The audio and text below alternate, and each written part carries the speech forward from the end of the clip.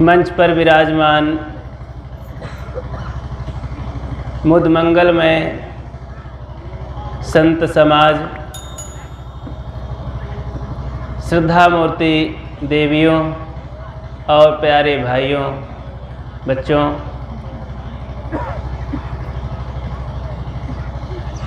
खागा निवासियों, कई वर्षों से ये कार्यक्रम अनवरत रूप से चलता आ रहा है। इसमें अनेक मूर्धन्य महापुरुष अपने विचार को दे गए। उनमें से सबका नंबर है खिसकने का।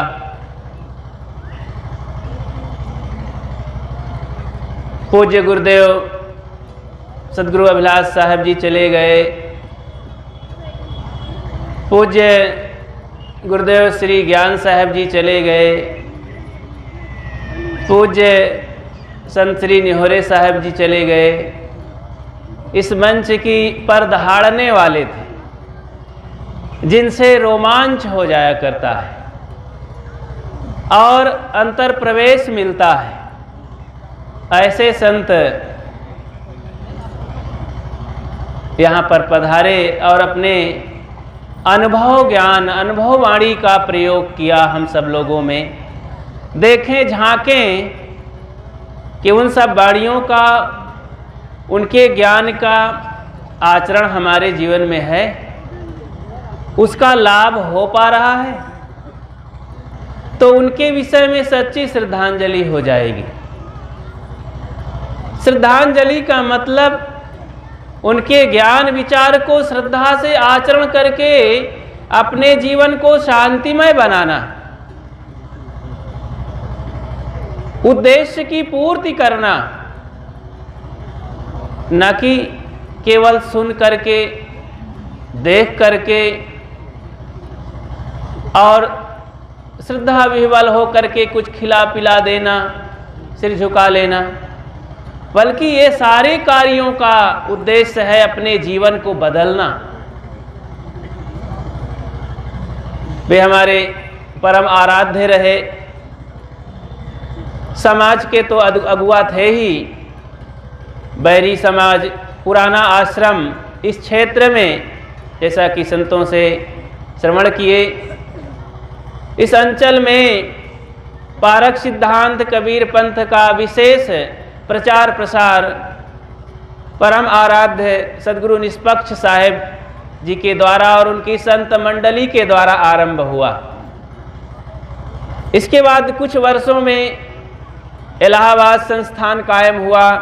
फिर तो आंधी तूफान आ गया।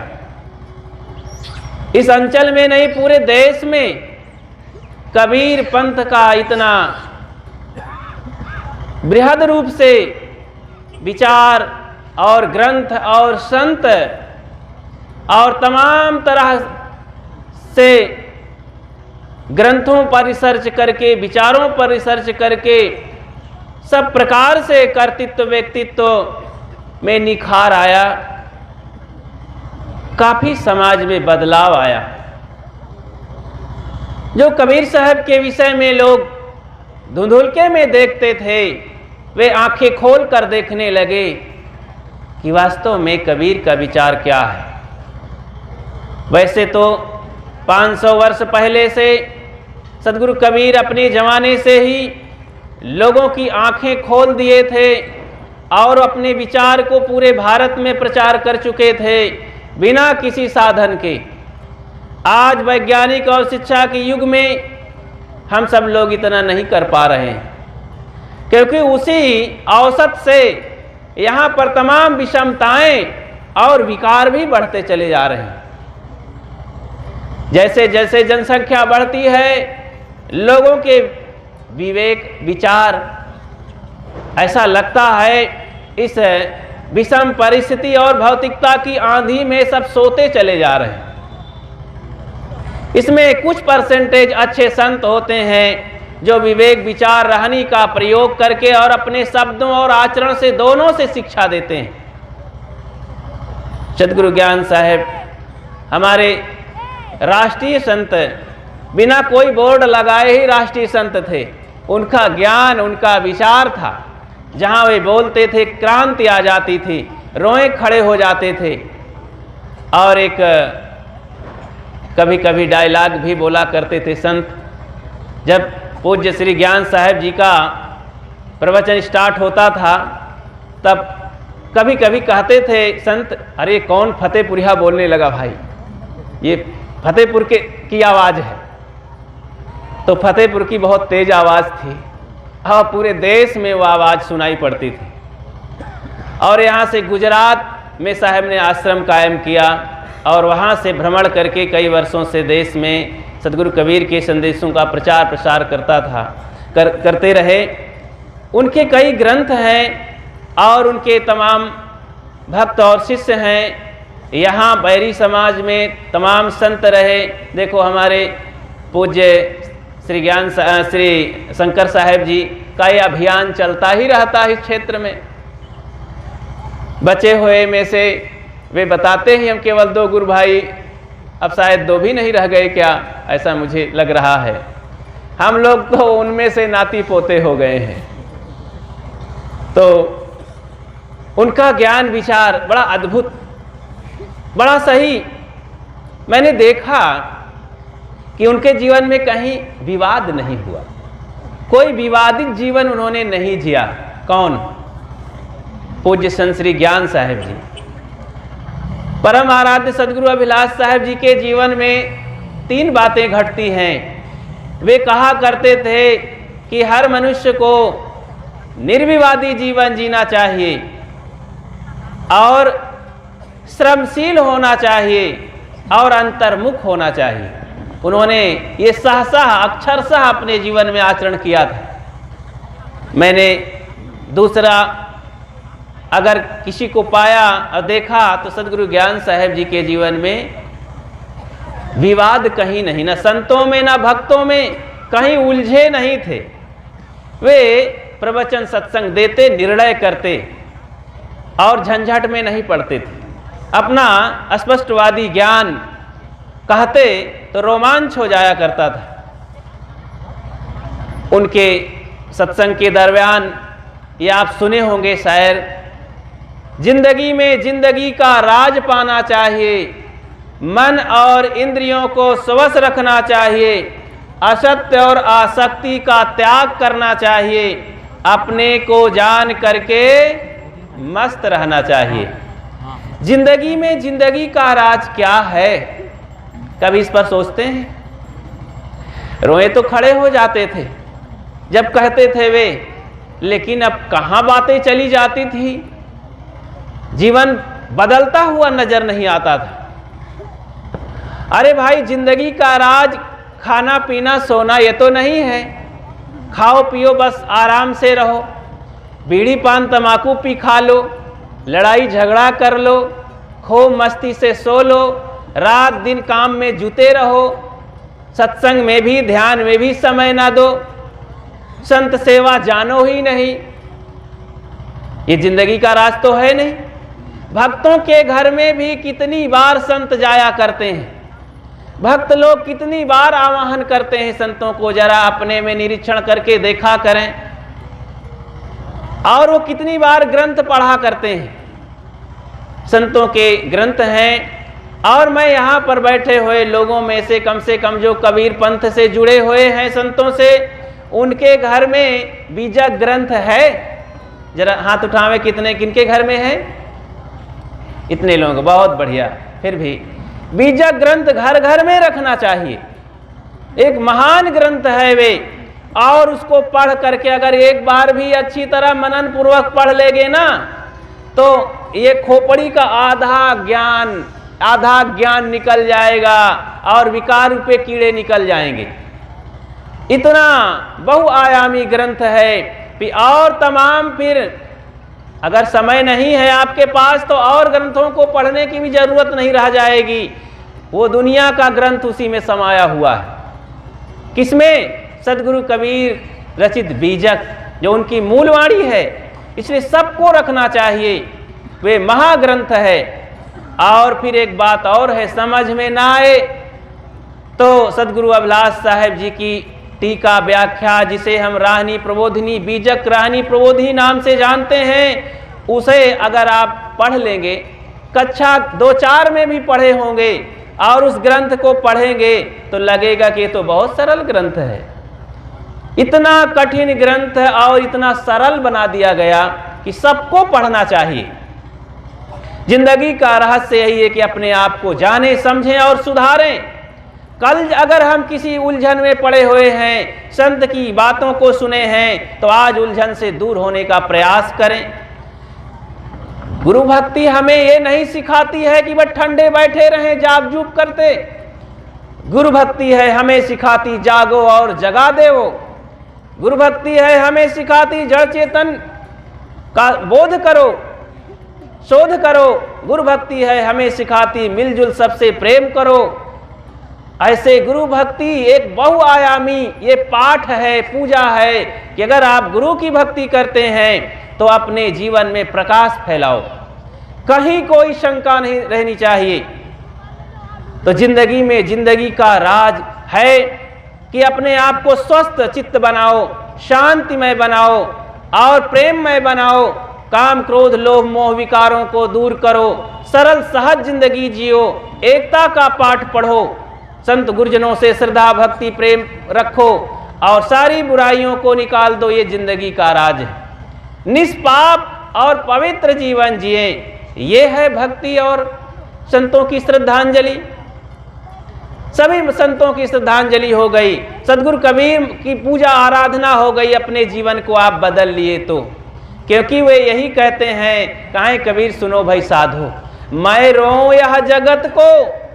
जगत मतलब पेड़ पौधा के लिए नहीं, जगत मतलब मनुष्य प्राणी, मनुष्यों के लिए मैं ये रो रहा हूं, क्योंकि एक महान पुरुष के ये उनका जो करुणा है, उनका जो हृदय है, वे सबके लिए पिघल उठता है कि हमारे जैसे सब प्राणी हैं, मनुष्य हैं, कहाँ भूले भटके हैं, कहाँ चले जा रहे हैं। सदगुरु अभिलाष साहब जी का एक ग्रंथ छोटा सा है, आप किधर जा रहे हैं, आप अंधेले में क्यों जा रहे हैं, प्रकाश में चलिए ना। तो एक संत पकड़ करके उनको अंधेले से प्रकाश की ओर ले जा रहे हैं, ऐसा चित्र बनाया गया है। उसको पढ़िए, छोटे छोटे बहुत अच्छे फार्मूले हैं उसमें। तो जिंदगी का रहस्य अपने को निर्दोष बनाना, संयमशील बनना, तभी जिंदगी बढ़िया होती है। नहीं तो बेढंगे जिंदगी में हम कभी कुछ नहीं सुधार पाते। जैसे सदगुरु ज्ञान साहब जी एक कथा कहा करते थे, उसको कह ही देता हूँ। उन्हीं के कुछ नुक्से में एक लड़की की शादी होती है, पढ़ी लिखी लड़की है और बड़े घर की है, होम साइंस पढ़ी लिखी है। जब शादी हो करके ससुराल जाती है, वहाँ की जो सास है, जो माँ मिलने वाली है, जिसे सासू माँ कहते हैं, वो भी वहाँ से इंतजार कर रही थी। सुनी थी कि मेरी बहू जो आने वाली है वो बहुत सुंदर है, बहुत पढ़ी लिखी है, बड़े घर की है और अच्छे घर की है, अच्छे संस्कारों की है। बहुत खुश थी, आते ही मेरा घर स्वर्ग हो जाएगा। बहू जब वहां पहुंचती है, 4-6 दिन बीतते हैं, सासू माँ फिर बोल पड़ती है कि बेटी बहू रानी, आज तुम्हारे नैहर से कुछ भाई बंधु बुलाने वाले आने वाले हैं, उनके लिए आज तुम भोजन बनाओ। इस नए घर में, अपने ससुराली घर में आज रसोई में चली जाओ और मैं वृद्ध होकर के अब कब तक उसमें जाती रहूंगी, अब आरंभ करो। कुछ नमूने बताए सासू माँ की, इस तरह से रसोई में जाओ, सब सामान है, आज भर के लिए सब सामान है, चावल है, सब्जी है, दूध है, चीनी है, नमक है, ये सारे आइटम हैं। खीर पूड़ी सब्जी बनाओ, क्योंकि अब 7-8 लोग हैं, हम लोग 2-3 लोग और आने वाले हैं, कुछ लोग सब मिला के हैं 7-8 लोग हो जाएंगे, तुम अकेली बना लेना, खीर पूड़ी सब्जी बनाओ और कोई झंझट मत करो। खीर मिष्टान में हो जाएगी, पूड़ी सब्जी से पेट भर जाएगा, स्वादिष्ट भोजन। सारा आइटम है, जाओ बनाओ। बूढ़ी माँ बाहर आ जाती है दरवाजों के पास और मेहमानों से बात करती है। अब बहू रानी वहाँ सोचती है बड़ा मुश्किल है, मैं नैहर में कभी बनाई नहीं, बनाने का ढंग मुझे पता नहीं। मालूम तो है पढ़ी लिखी मैं बहुत हूँ, होम साइंस पढ़ी हूँ, सारी नियमावली, लेकिन जब से लगन लग गई थी महीना भर से, तब से मैं ग्रंथ छुई नहीं, कुछ फार्मूला देखा नहीं, सब भूल गया। तो लगन का चक्कर यही होता है। इतने में लेकिन लज्जा शर्म थी, ससुरारी मामला था, और सासू माँ तो भाई वो बादशाह का हुक्म है, मानना ही पड़ेगा। रसोई में जाती है, गैस जलाती है, सोच सोच करके एक एक आइटम उठाती है, सोचती है पहले खीर बना लूं। दूध 2 किलो था और रसोई उसमें चूल्हे में चढ़ा देती है, और उसमें चावल कितना डालना चाहिए ये तो नमूना मालूम होना चाहिए ना।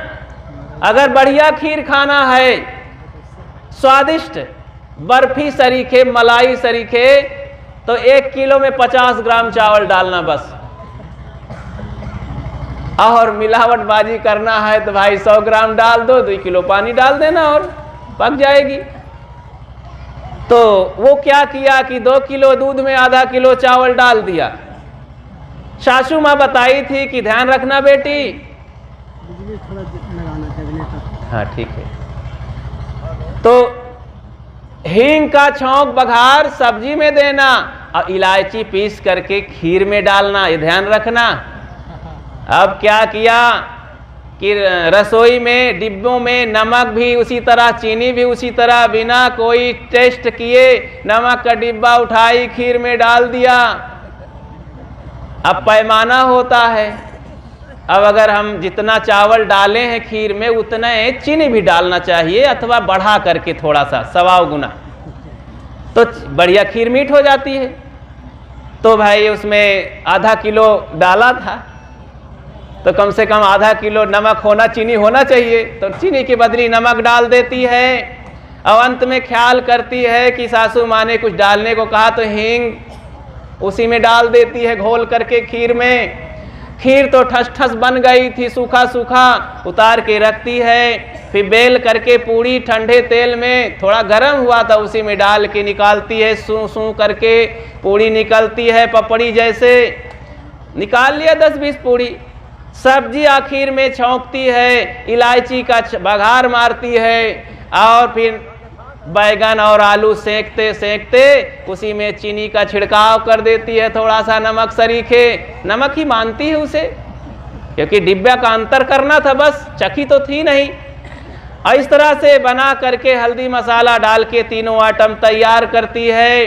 अब पढ़ी लिखी होने के नाते जरा सजना जानती थी, तो सजा करके थाली लगाती है और संदेशा देती है, चलिए माँ जी भोजन करिए, जीमिए। तो उनके जीभ में भी पानी आ रहा था। नई रसोई आज सजी है नई बहू से।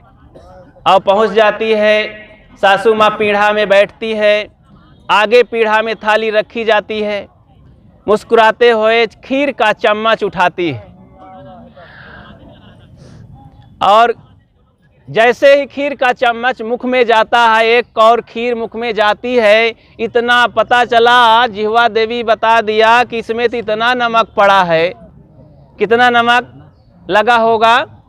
जैसे भेड़ के मुख में खारी चलाई जाती है ना, और भेड़ गर्दन मुख हिलाते हुए भागती है। जब भेड़ मालिक उसे छोड़ देता है तो दौड़ करके दूर तक जाती है और सिर हिलाती है, उसके लार निकलती है मुख से। तो बुढ़िया माता इतना नमक था कि गर्दन घुमाने लगी, मुख इधर उधर पानी खोजने लगी, आधा गिलास पानी पी डाली। तब सोचा हटाओ, गड़बड़ हो गई, धोखा हो गया बहू रानी से। पहली बार रसोई में गई है, भूल हो गई, कोई बात नहीं, अपने घर की बात कहीं नहीं कहना चाहिए, क्षमा करते हुए चलो पूरी साग से पेट भर लेंगे। बहुत समझदार बुढ़िया माई थी। तो माताएं ध्यान रखेंगे, क्षमा कर देना एक आध बार अपनी बहू को गलती हो जाए तो, इतना हल्ला मत करना। तो वो देखो माँ क्षमा कर दिया, तो पूड़ी में हाथ लगाती है, पूड़ी तो इतना कड़ी मालूम हुई पपड़ी जैसे, तो सोचा हटाओ ये पूड़ी भी ठीक नहीं, ये भी गड़बड़ हो गई, चलो सब्जी एक कटोरी खा लेते हैं, ऐसे ही सही। कटोरी में सब्जी में हाथ लगाती है, ना आलू पका है ना बैगन पका है, मुख में डाली तो चीनी पड़ी है, इलायची का चौंक लगा है, तब तीनों आइटम खराब, पेट में एक कौर भी ना गया, पेट खाली का खाली, भूख उसकी गई ही नहीं। तब क्रोध आ गया, 1 2 3 में थोड़ा सा खतरा हो जाता है। रसोई में जाती है बूढ़ी माँ और देखती है कि मैं अपने से बना लेती हूँ। क्रोध में थोड़ा सा होता है कि मैं करके खा लूँगी, इसके भरोसे नहीं रहूँगी। जब वहाँ जाके देखती है तो ना दूध है, ना चावल है, ना नमक है, ना चीनी है, ना आटा है, क्योंकि पहले ही बता दिया है आज भर का सब लोगों के लिए पूरा आइटम सामान है, कल हम फिर सेठ के यहाँ से लाएंगे दुकान पर से ताजा माल। जब वहाँ कुछ नहीं है तो गर्दन पीछे घुमाती है, तब तक मैं बहू रानी भी चख लिया था और दौड़ी दौड़ी गई। आंखें जब 4 हुई आंखें, तब सास बोल पड़ती है, क्यों बहू ये क्या किया? उसने कहा माँ जी बहुत बड़ी गलती हो गई, मुझे बनाने का ढंग नहीं मालूम है। तो क्या ये ढोंग करती रही सुबह 8 बजे से 2 बजे तक? देख कितनी बड़ी हानि हुई। बनाने का ढंग ना मालूम होने से, भोजन बनाने के ढंग ना मालूम होने से, नियम ना पता होने से, जानती कितना बड़ा नुकसान हुआ? तेरा श्रम बर्बाद गया, सामान बर्बाद गया और समय बर्बाद हो गया। समय, सामान और श्रम की हानि हुई, किसके कारण? ढंग ना मालूम होने से। बंधुओं इसी तरह पूज्य गुरुदेव श्री ज्ञान साहब जी कहा करते थे, इस जिंदगी को जीने का ढंग ना मालूम होने से समय बीत जाएगा, 70 80 90 साल की जिंदगी मिट्टी में मिल जाएगी, कोई आनंद जिंदगी से नहीं आएगा। रो रो करके, लड़ लड़ करके, गंदा जीवन जी करके, बीड़ी पान तमाकू थूक थूक करके और खा खा करके लोग चले जाएंगे इस संसार से, कोई जिंदगी का रहस्य नहीं जान पाएंगे। दूसरी बात है, आपका श्रम, आप किसी न किसी भांति से पूजा करते हैं, पाठ करते हैं, जीने का ढंग ना पता होने से ये पूजा पाठ सब ढकोसला बन के रह जाता है। आपका समय, श्रम बर्बाद हो जाता है, सारा समय बर्बाद हो गया। देखो आपका श्रम, इतनी मेहनत करते हैं पूजा पाठ में, आप देखेंगे परिक्रमा जब करते हैं तो सब छिल जाते हैं पैर, बुखार आ जाता है महीनों। जब भगवान की और अपने देवी देवता की परिक्रमा करते हैं, उनके लिए हत्या भी लोग कर देते हैं, उनके लिए न जाने कितना व्रत उपवास करते हैं, कितना मेहनत करते हैं भगवान और देवी देवताओं की पूजा आराधना में। तो ढंग ना मालूम होने से इनका सारी मेहनत खराब हो जाती है। खोदा पहाड़ निकरी चूहिया, इतना मेहनत करने पर भी कोई मतलब नहीं होता है। देखो जब अनेक व्रत के दिन आते हैं, कोई नवरात्र हो, चाहे और तीज त्योहार हो, चाहे छठी माई हो, कोई कुछ हो, तो ये माताएं बहुत बढ़िया मेहनत करती हैं। अभी नवरात्र में तो 9 दिन उपवास रहती हैं, खूब माल मलाई खाती हैं और घर वालों को परेशान करती हैं। वो बेचारा मजदूरी करके नई नई साड़ी लाता है, गहना बनवाता है, पूजा करवाता है और कोई मतलब नहीं, झगड़ा झांसा और कोई दोष नहीं छोड़ता है। 10वें दिन फिर वही तमाशा, फिर गंदा खान पान, रसोई में मुर्दा पकाया जाता है, डेड बॉडी ला करके पकाते हैं लोग, उसी को काटते खाते हैं। कैसे लोगों का मुख है, अरे ये भगवान का मुख है, ये देवता का मुख है, इसमें से सुंदर सुंदर वाक्य निकाले जाते हैं। गुरु का, भगवान का, देवता का, माता पिता का मुंह को गंदा नहीं करना चाहिए। अरे ये कोई बनभूंज का भाड़ नहीं है, इसमें कंडा पैरा झोंकते रहो, इसमें पवित्र चीज डालो। जो कुछ खाएंगे उसी की बुद्धि, दिमाग और माइंड बनता है। जैसा खाए अन्न वैसा बने मन, और जैसा पिए पानी वैसा बोले। इसीलिए संत महात्मा छान छान करके पानी पीते हैं और अवनियां करते हैं, देख देख के चलते हैं, सब कुछ जांच परख के खाते पीते हैं, सब कुछ प्रामाणिक, उसे टकसाल कहते हैं।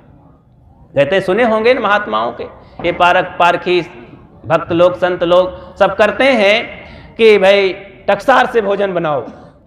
तो इस तरह से समय बर्बाद ना करो, श्रम बर्बाद ना करो। और सामान देखो, बड़े भाग मानुष तन पावा जिस तन को कहा गया है भूर भूरी। धरती के सभी मनुष्य, महान पुरुष, संत, गुरुजन, भक्त लोग इसकी प्रशंसा किए हैं। सारे वेद शास्त्र इसी को गाते हैं कि मनुष्य के समान धरती पर और कोई प्राणी नहीं है। तो ये सामान मिला है, इस सामान से क्या करना है? कल्याण का काम करना है, शांति का काम करना है, निर्दोषता का काम करना है, सत्य की प्राप्ति का काम करना है, अपने स्वरूप में चलना है, अपने घर में चलना है, विदेश से बाहर अपने भीतर की ओर चलो। ये काम जब तक नहीं होगा तब तक कोई शांति मिलने वाली नहीं, कल्याण होने वाला नहीं है, हमारा सब बेकार चला जाएगा। इसलिए जीने का ढंग, तो अक्सर इस बात को सुना करके, इस उपदेश और दृष्टांत को सुना करके पूज्य गुरुदेव श्री ज्ञान साहेब जी रोमांच कर देते थे सबके जीवन में। तो सबको याद रखना चाहिए और जीवन को ढंग पूर्वक जीना चाहिए। तभी सभी संतों के लिए, जो गए हुए संत हैं इस धराधाम से, महान काम करके, साधना का काम करके, हम सब लोगों को अच्छी राह मार्ग दिखा करके, तो उन्हीं के चरणों में श्रद्धा समर्पित करते हैं और अपना हम कल्याण करें। आप सबको बहुत बहुत शुभकामना। मैं अपनी वाणी को विराम देता हूँ। बोलिए सद्गुरु देव की जय।